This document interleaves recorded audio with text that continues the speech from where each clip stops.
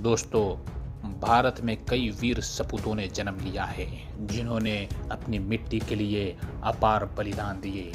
तो दोस्तों, आज की इस वीडियो में हम उस राजा के बारे में, उस वीर सपूत के बारे में बात करेंगे जिनको भारत का अपराजित योद्धा माना जाता है। वो योद्धा रणभूमि में कभी दुश्मनों से नहीं हारा पर अपने ही बेटे से हार गया था। तो आज की इस वीडियो में हम बात करेंगे मेवाड़ के शासक राणा कुंभा के बारे में। पर आगे बढ़ने से पहले मैं आपसे प्रार्थना करता हूँ दोस्तों, अगर आप इस चैनल पर नए आए हैं तो चैनल को सब्सक्राइब करके लौटिएगा। दोस्तों, राणा कुंभा को राजपूताना के ही नहीं बल्कि पूरे भारत के महान शासकों में गिना जाता है। राणा कुंभा को हिंदू सुल्तान की उपाधि मिली थी जो आज तक किसी भी शासक को नहीं मिली। राणा कुंभा एक अपराजित योद्धा तो थे पर उनका प्रारंभिक जीवन कठिनाइयों से गुजरा था। जब राणा कुंभा सिर्फ 8 साल के थे तब उनके पिता राणा मोकल की उन्हीं के विश्वास पात्र लोगों ने हत्या कर दी थी। तब राणा कुंभा की दादी हंसाबाई ने मेवाड़ की रक्षा के लिए और राणा कुंभा की रक्षा के लिए मारवाड़ से अपने भाई रणमल राठौड़ को बुलाया और 1433 में राणा कुंभा सिर्फ 10 साल के थे तब उनको मेवाड़ की गद्दी पर बिठा दिया गया। मेवाड़ पर दुश्मनों की गिद्ध की जैसी नजर थी। नागौर, मालवा और गुजरात के सुल्तान मेवाड़ पर अपना अधिकार करना चाहते थे। गद्दी पर बैठते ही राणा कुंभा ने अपने पिता के हत्यारों को रणमल राठौड़ की मदद से मौत के घाट उतार दिया और पिता की मौत का बदला लिया। लेकिन रणमल भी राणा कुंभा को हटाकर खुद मेवाड़ पर अपना अधिकार करना चाहता था। रणमल राठौड़ के इस षड्यंत्र का पता राणा कुंभा को चल गया और राणा कुंभा ने रणमल राठौड़ को भी मरवा दिया। और इसके साथ साथ राणा कुंभा ने अपने सारे आंतरिक दुश्मनों को एक एक करके खत्म कर दिया और फिर राणा कुंभा का पूरे मेवाड़ पर एक छत्र राज हो गया। सत्ता स्थिर हो जाने के बाद राणा कुंभा ने अपना राज्य विस्तार करना शुरू कर दिया और मेवाड़ के आसपास के क्षेत्रों पर उसने कब्जे में ले लिया। राणा कुंभा और दिल्ली की सल्तनत में सैन्य टकराव होने लगा। 20 वर्षीय राणा कुंभा ने दिल्ली सल्तनत के खिलाफ बड़ा सैन्य अभियान चलाया। जब राणा कुंभा दिल्ली सल्तनत के खिलाफ अपना विजयी सैन्य अभियान चला रहे थे तो इस संधि का फायदा मालवा के सुल्तान महमूद खिलजी ने लिया और महमूद खिलजी ने मेवाड़ पर आक्रमण कर दिया। मेवाड़ के क्षेत्र में विध्वंस करना शुरू कर दिया और यही नहीं, उसने कुलदेवी बाण माता का भी मंदिर ध्वस्त कर दिया। जब इस बात का पता राणा कुंभा को लगा तो वो तेजी से मेवाड़ की ओर बढ़ने लगे।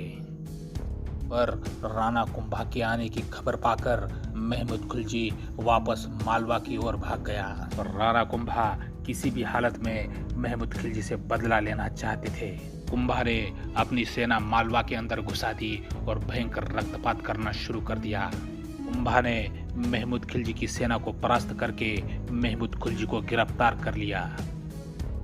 राणा कुंभा ने महमूद खिलजी को 6 महीनों तक कारावास में बंद रखा पर बाद में किसी कारण से उसको छोड़ दिया गया। पर इसके बाद में महमूद खिलजी ने 5 बार मेवाड़ पर आक्रमण किए थे पर 5 ही बार महाराणा कुंभा ने उसको बुरी तरह से परास्त कर दिया था। साल 1456 में राणा कुंभा का नागौर के सुल्तान के साथ भयंकर युद्ध हुआ। इस युद्ध में राणा कुंभा ने नागौर के सुल्तान को बुरी तरह से परास्त कर दिया और नागौर के सुल्तान को राणा कुंभा का आधिपत्य स्वीकार करना पड़ा। राणा कुंभा के आदेश पर नागौर के सुल्तान ने अपने राज्य में गौ हत्या और जजिया कर को बंद कर दिया। सुल्तान ने कुछ साल तो अपना वादा निभाया पर बाद में उसने अपने राज्य में फिर गौ हत्या करनी शुरू कर दी और राणा कुंभा को भी वार्षिक कर देने से मना कर दिया। और फिर राणा कुंभा ने 1458 में फिर नागौर पर चढ़ाई कर दी और सुल्तान नागौर छोड़कर भाग चुका था।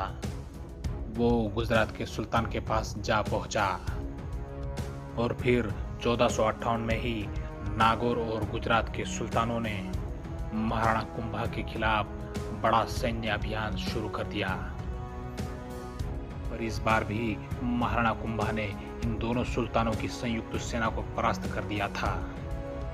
इस युद्ध में नागौर का सुल्तान मारा गया और गुजरात के सुल्तान ने भी राणा कुंभार के साथ शांति का करार मान्य कर लिया। राणा कुंभा ने अपने जीवन में कई युद्ध लड़े थे और वो एक भी युद्ध में नहीं हारे थे।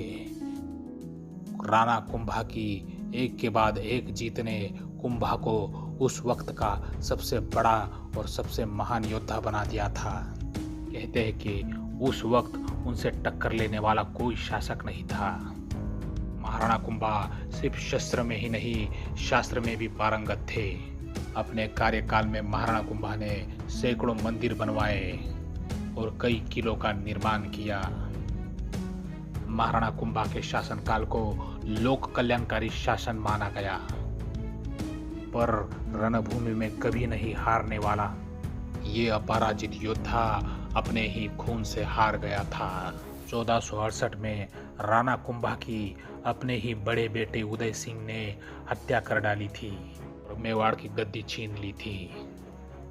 भारत के एक महान वीर पुरुष का ऐसा दर्दनाक अंत हुआ। भारत के इतिहास में ऐसा वीर पुरुष आखिर में एक बदनसीब ही साबित हुआ। दोस्तों, अगर ये वीडियो आपको अच्छी लगी हो तो कमेंट करके ज़रूर बताइएगा और लाइक ज़रूर कर दीजिएगा।